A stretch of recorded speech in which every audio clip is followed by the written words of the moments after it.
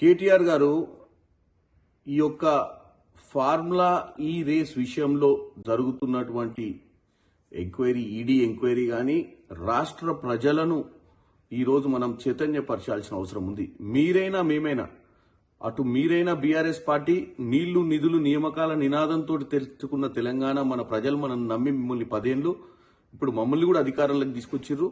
మనం అందరం కూడా బాధ్యతగా వ్యవహరించాల్సిన అవసరం ఉంది. అయితే ఈరోజు ఈ రేస్ విషయంలో ప్రజలకు కూడా కన్ఫ్యూజన్ ఉంది, అసలు ఏం జరిగిందని.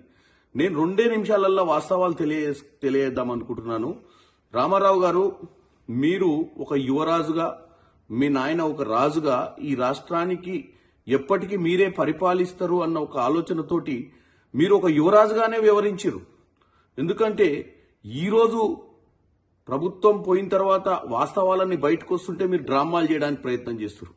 మీరు హైదరాబాద్ నగరాన్ని గ్లోబల్ గా ప్రఖ్యాతి చెందాలన్న ఒక ఉద్దేశంతో కేబినెట్ మీటింగ్ పెట్టకుంటేనే హైదరాబాద్ నగరం కోసం ప్రపంచంలో తెలంగాణ ఔన్నత్యాన్ని చాటి చెప్పడానికి మీరు ఏదో డబ్బులు ఖర్చు పెట్టినట్టు, ఏదో హెచ్ఎండిఏ ద్వారా 55 కోట్ల రూపాయలు ఏదైతే దుర్వినియోగం చేసిరో ఇది రాష్ట్రం కోసం చేసినట్టు, రాష్ట్రంలో కాంగ్రెస్ పార్టీ ప్రజల్ని తప్పుతో పట్టిస్తున్నట్టు మీరు డ్రామా చేస్తున్నారు.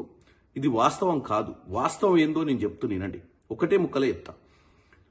ఈ యొక్క ఫార్ములా ఈ రేస్ కంపెనీ FEO ఫార్ములా ఈ operations company London based company, అంటే లండన్ లో ఉన్న కంపెనీ. ఈ కంపెనీతో 2022లో గ్రీన్కో అనే ఒక కంపెనీ కేటీఆర్ కి అత్యంత సన్నిహితులు, కేటీఆర్ కోసం ఎలక్ట్రాల్ బాండ్స్ ద్వారా బీఆర్ఎస్ పార్టీకి నిధులు సమకూర్చినటువంటి ఈ మిత్రులు, వీళ్ళు చీకటి మిత్రులు.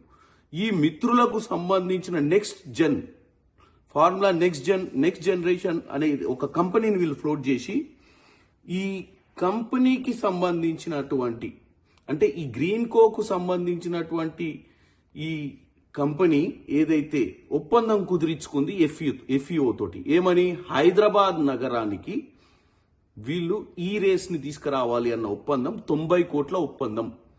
90 కోట్లలో 30 కోట్లు మాత్రమే కట్టిరు వీళ్ళు. కట్టి మిగతా 60 కోట్లు కట్టకుండా తప్పించుకునే ప్రయత్నం చేసిరు. ఎందుకంటే మాకు నష్టాలు వస్తున్నాయి, మేము కట్టమని చెప్పి.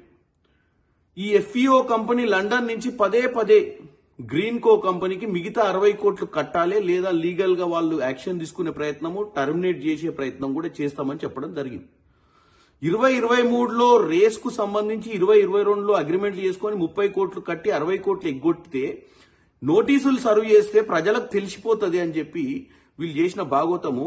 వాళ్ళని కాపాడనికే, ఎవరిని, గ్రీన్కో ప్రమోట్ చేసే కంపెనీని కాపాడనికే, నెక్స్ట్ జనరేషన్ కంపెనీ ఏదైతుందో దీన్ని కాపాడనికే కేవలం కేటీ రామారావు గారు హెచ్ఎండిఏ మీటింగులు పెట్టకుండా, హెచ్ఎండిఏకు FEOకు ఏ అగ్రిమెంట్ అక్టోబర్ 30కి అగ్రిమెంట్ అయింది.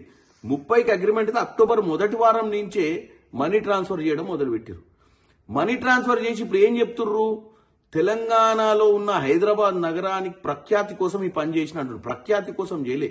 60 కోట్ల రూపాయలు గ్రీన్కో సంస్థ కట్టాల్సిన డబ్బుల్ని కాపాడే ప్రయత్నం కేటీఆర్ గారు మన ప్రజల డబ్బుతో ఎటువంటి కేబినెట్ మీటింగ్ పెట్టకుండా, ఎటువంటి అప్రూవల్స్ లేకుండా కూడా 55 కోట్లు గ్రీన్కోని కాపాడనీకి పంపించినట్టుగా క్లియర్ గా అర్థమవుతుంది మనకు.